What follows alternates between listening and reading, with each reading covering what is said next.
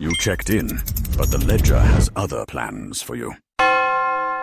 It started with a booking at a crumbling guest house on the edge of Montmartre. Maison Lune, the listing read, faded, ivy-covered, with a courtyard that hadn't seen sun in years. The kind of place that clung to Paris like a secret it was too tired to keep. When I arrived, the proprietor was already waiting, pale, tall, dressed in black with gloves on both hands.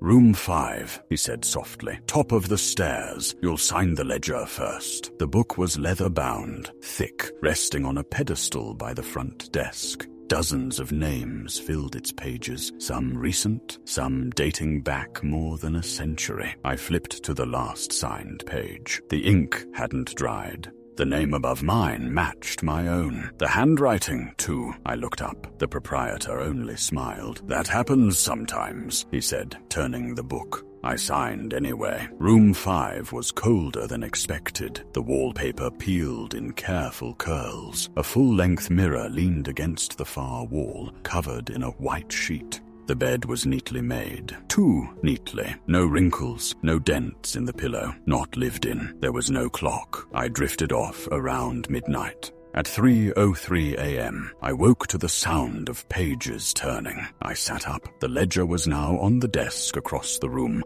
opened to a new page. My name was written again. Same pen, same ink, but now it was dated for the next day. Below it, a second entry had begun, another version of my signature. Half-formed, the mirror was uncovered. I hadn't touched it, and in the reflection, room 5 looked slightly different. The wallpaper was intact. The mirror hung on the wall, and I was not in bed. I was sitting at the desk, writing in the ledger, but in the real room, I hadn't moved. The next morning, the proprietor served coffee without speaking. The ledger was back in its case. I checked it again. Now there were 3 entries in my name. The last one had today's date, time-stamped 11:59 p.m. The final line read, "Key returned, departure confirmed." I hadn't planned to leave, but the hallway grew narrower every hour. The mirror's reflection no longer synced with my movements.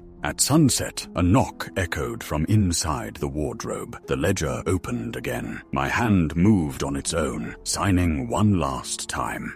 And across the page, written in red ink, "You checked in. Now you keep the books. Like, comment, and subscribe before your name signs itself."